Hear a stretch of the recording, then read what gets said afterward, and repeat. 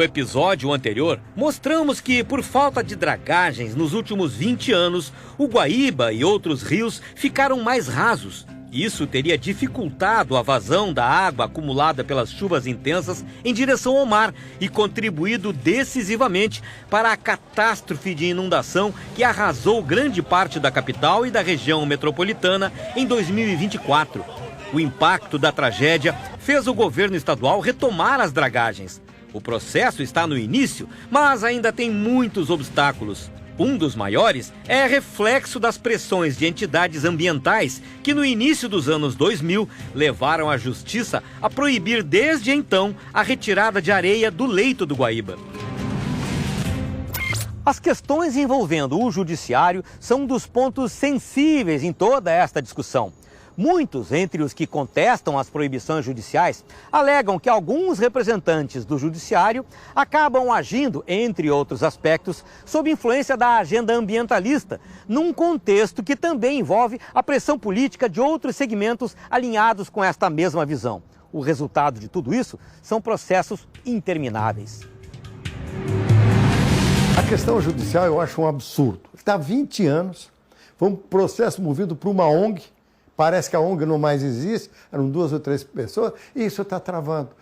Aquilo que eu falei está faltando é a pressão da sociedade, é a participação da sociedade. Não queremos briga com ninguém, mas chega lá, senhor juiz, esse processo, o que está vendo? Ah, não sei o que, tá? Vamos resolver isso. O deputado estadual, Capitão Martin, preside uma frente parlamentar focada nos rios e bacias do estado. Ele engrossa o coro dos que criticam as decisões judiciais que proíbem atividades que poderiam contribuir para manter a vazão do Guaíba e assim evitar enchentes catastróficas. A gente não pode permitir que uma decisão, às vezes, de um único juiz, ou mesmo ali, que não esteja baseada em dados científicos e em estudos realizados, podem prejudicar tanto. Já prejudicaram muito. Olha o que a gente precisou, a gente vai precisar mais um desastre aqui no Rio Grande do Sul, com perdas de vidas de gaúchos e gaúchas, para a gente acordar o judiciário. O governo do estado tem consciência do risco de novas tragédias climáticas e das suas consequências e considera que as dragagens têm, sim, um papel importante nesse processo de prevenção, na medida em que pode ajudar a evitar o acúmulo de água na bacia do Guaíba após longos períodos de tempestades intensas. Mas ainda há outra questão: a remoção da areia do fundo. E aí o assunto esbarra novamente nos entraves jurídicos.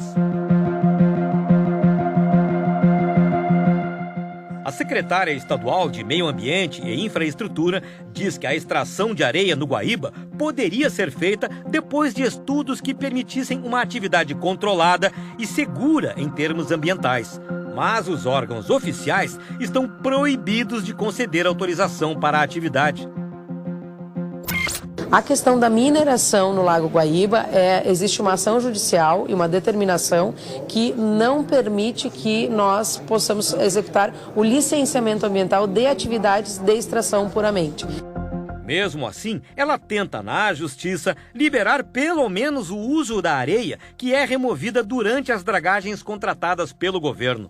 Esperamos até metade do ano que vem concluir o zoneamento do Lago Guaíba e com isso já serão avaliados os estudos e os pedidos de licenciamento para atividade de mineração, mas paralelo a isso estamos nessa parte jurídica da viabilização do uso do sedimento da dragagem de canais para uso em construção civil, enfim, usos diversos.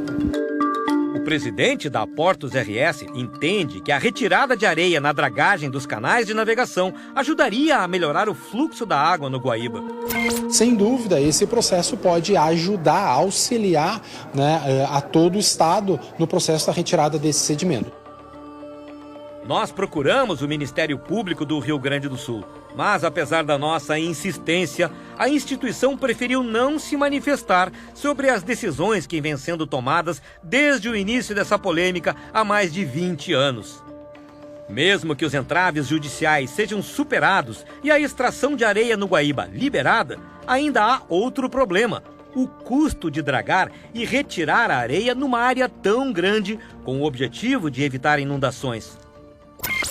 Investir bilhões de dólares em trabalhos de dragagem para prevenir enchentes pode não ser tão viável assim, não sem estudos extensos e simulações muito complexas para avaliar técnica e cientificamente se todo esse gasto astronômico realmente alcançaria os resultados desejados, ou seja, se valeria a pena. É o que pensa o engenheiro Carlos Tucci, uma autoridade em hidrologia. Consultor de governos e agências internacionais, foi contratado pela Prefeitura de Porto Alegre para avaliar a situação atual do Guaíba e projetar melhorias nos sistemas de proteção às cheias da capital. Ele questiona a viabilidade de dragar para evitar enchentes. O volume necessário de retirada de sedimentos para mitigar a enchente é um volume extremamente alto, de custos bastante pouco viáveis no volume que é necessário, principalmente no Guaíba e Lagoa dos Patos. Hoje o custo de retirar 1 metro cúbico, dependendo do custo ambiental de dispor isso aí, você pode chegar a $30 o metro cúbico. E se você tirar 1 milhão de metros cúbicos não é nada. Provavelmente você tem que chegar a bilhões, e aí você está em bilhões de dólares, o que não faz muito sentido. Ou você vai descobrir depois que isso não deu resultado. Os avisos da natureza continuam. E o mais recente veio do fim do mundo, com a expedição de cientistas da URGS, que voltou recentemente da Antártica, depois de exaustivas pesquisas sobre o clima do planeta. Os fenômenos que eles observaram por lá mostram o perigo que nos ronda. A quantidade de umidade, de água precipitada por chuva e inclusive tempestade que nos prendeu em uma geleira no interior da Antártica é exatamente um evento como ocorreu em final de abril e maio de 2024 no Rio Grande do Sul. Os cientistas da expedição internacional reforçam que os impactos das mudanças climáticas nas últimas décadas têm a região de Porto Alegre como um ponto de destaque no sul do continente. O primeiro caso identificado de evento extremo, desastres, é na cidade de Porto Alegre, no ano de 2016. Por consequência, nós vivemos os eventos meteorológicos extremos no Rio Grande do Sul, que se repetirão em 30 anos. A gente deve repetir maio de 2024, lamentavelmente. Enquanto isso, Porto Alegre e outras cidades vão reconstruindo o que a enchente destruiu. Ninguém sabe ao certo se e quando teremos novamente uma tragédia como a que vivemos ano passado. Mas os alertas estão aí e as lições também, duras e inesquecíveis. Nós não temos dúvidas que eventos grandiosos, como o que aconteceu em maio, voltarão a acontecer e nós não podemos estar despreparados.